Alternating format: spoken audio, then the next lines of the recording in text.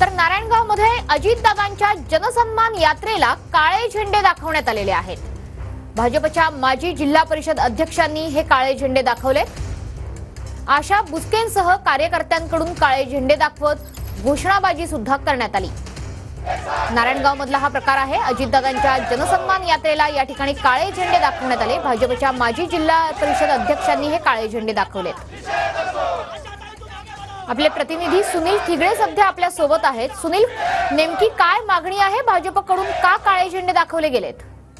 नक्कीच मंत्रीच्या पद्धतीने आपण पाहतो की खरं तर अजित पवार यांची जनसन्मान यात्रा आज जुन्नर तालुक्यामध्ये आलेली आहे आणि भाजपच्या माजी जिल्हा परिषद अध्यक्ष आहेत आशा बुचके त्यांच्यासह अनेक कार्यकर्ते सुद्धा यांनी काळे झेंडे खरं तर दाखवलेले आहेत अजित पवार यांना आणि त्यांनी घोषणाबाजी सुद्धा केलेला आहे। सर्वात महत्त्वाची गोष्ट म्हणजे जुन्नर तालुका हा पर्यटन तालुका असताना शासकीय कार्यक्रम घेऊन सुद्धा घटक पक्षांना डावलला जात असल्याचा आरोप या ठिकाणी खरं तर आशा बुचके आणि भाजपच्या अनेक कार्यकर्त्यांनी अजित पवार यांच्यावरती केल्याचं पाहायला मिळतं। तरी पण या ठिकाणी अजित पवारांची जी पाळतत्वाची भूमिका आहे ती पाळली जात नसल्याने या ठिकाणी जो तीव्र निषेध आणि नाराजी आहे ती सध्या या ठिकाणी व्यक्त केलेली आपल्याला पाहायला मिळते। मनश्री, नक्कीच त्याच्यामुळे नारायणगावमध्ये अजित पवारांच्या जनसन्मान यात्रेला भाजपकडूनच काळे झेंडे दाखवण्यात आलेले आहेत। धन्यवाद या सविस्तर माहितीबद्दल। तर सध्याची ही लाईव्ह दृश्य आपण बघतो आहोत की अजितदादांची जनसन्मान यात्रा सध्या राज्यभरात वेगवेगळ्या ठिकाणी सुरू आहे। आज नारायणगावमध्ये अजित पवारांची जनसन्मान यात्रा आहे आणि या यात्रेला भाजपकडूनच भाजपच्या माजी जिल्हा परिषद अध्यक्षांनीच काळे झेंडे दाखवलेले आहेत। कारण हे आहे की स्थानिक लोकप्रतिनिधींना या ठिकाणी विचारात घेतलं नाही। स्थानिक पदाधिकारी आहेत। महायुतीसोबत जेव्हा अजितदादा जोडले गेलेले आहेत त्यावेळी भाजपकडून हे काळे झेंडे दाखवण्यात आले। नारायणगावात अजित पवारांच्या जनसन्मान यात्रेत भाजपच्याच पदाधिकाऱ्यांकडून अजितदादांच्या या यात्रेला काळे झेंडे दाखवण्यात आले। भाजपच्या माजी जिल्हा परिषद अध्यक्ष आशा बुचके यांच्यासह त्यांच्या कार्यकर्त्यांनी अजित पवारांच्या जनसन्मान यात्रेला काळे झेंडे दाखवले। शासकीय कार्यक्रम घेऊन घटक पक्षांना डावललं जात असल्याचा आरोप करत ही घोषणाबाजी करण्यात आली। अजित पवारांनी पालकत्वाची भूमिका पाळली नाही असा आरोप भाजपनं केलेला आहे। तर सध्या ही दृश्य आपण बघतो आहोत। भाजपच्या महिला आक्रमक झालेल्या आहेत।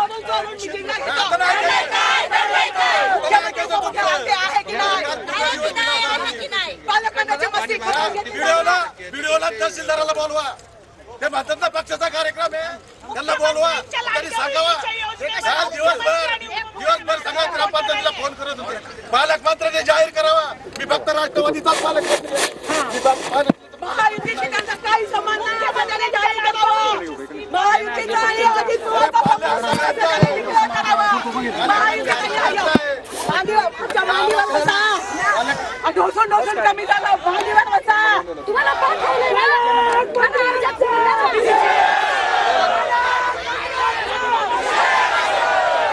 यात्रा आज जुन्नर तालुक्यामध्ये आली आहे। या ठिकाणी जनसन्मान यात्रेमध्ये अजित पवार खरं तर नारायणगाव या ठिकाणी आले असताना या ठिकाणी भाजपचे जे कार्यकर्ते आहेत त्यांनी काळे झेंडे दाखवून या ठिकाणी अजित पवार यांचा निषेध केलेला पाहायला मिळते। आपल्यासोबत जिल्हा अध्यक्षा आशा बुचके आहे।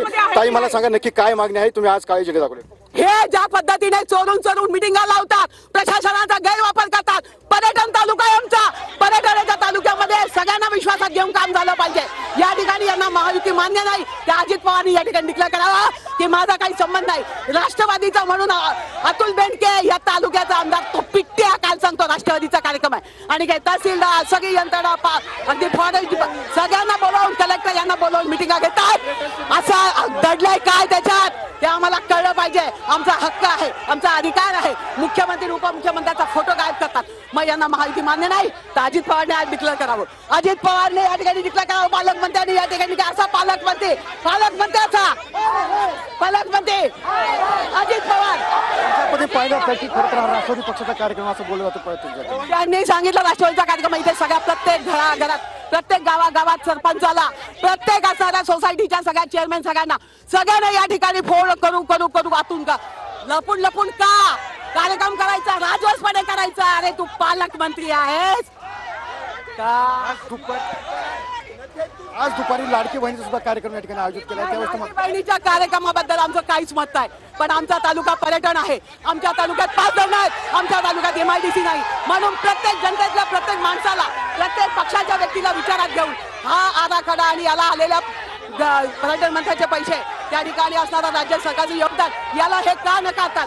परिणिती दुसऱ्याला शिकवतात हे न्याय व्यवस्था, पण हे स्वतः का पाळत नाही म्हणून या पालकमंत्र्याचा अधिकार. याचा पाल्य एकच आहे, तो म्हणजे अतुल अतुल अतुल.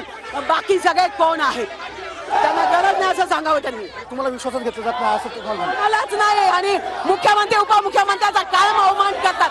सहन केलं जाणार ना आमच्या नेत्याचा अपमान, आम्ही वेळोवेळी आमचा अपमान आम्ही सहन करतो विकासासाठी, पण या राज्याचा मुख्यमंत्री आणि उपमुख्यमंत्री देवेंद्रजी यांचा अपमान सहन करणार नाही, कदापि सहन करणार नाही. पहिले मंत्र्याने निधी स्वीकारलाय दिलाय, पण आज तागायत त्याच्यामध्ये कुठल्याही पक्षाच्या कोणत्याही व्यक्तीला विश्वासात घेतलं नाही. मी विधानसभा प्रमुख आहे, आज तागायत तहसील कलेक्टर सगळे त्याच्यात मॅनेज आहे आणि तिथे चोरून मिटिंग घेतात. याच्या मागे दडलंय काय? याच्या मागे दडलंय काय?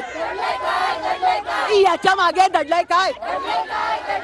सांगावं त्याने, जाहीर करावं महायुती मान्य नाही मान्य. नक्की ज्या पद्धतीने आपण पाहिलं की खरं तर आज जनसन्मान यात्रा आली आणि यावेळी भाजपच्या कार्यकर्त्यांना विश्वासात घेतलं गेलं नाही असा आरोप भाजपच्या कार्यकर्त्यांनी केलेला आपल्याला पाहायला मिळते. कारण की जुन्नर तालुका हा पर्यटन तालुका आहे आणि पर्यटन तालुका असताना जर अशा पद्धतीने जर महायुतीला म्हणजे भाजप आणि शिवसेनेला जर त्यामध्ये सामील करून घेत नसेल तर याच बाबतीचा जो निषेध आहे त्या ठिकाणी केलेला आपल्याला पाहायला मिळतोय.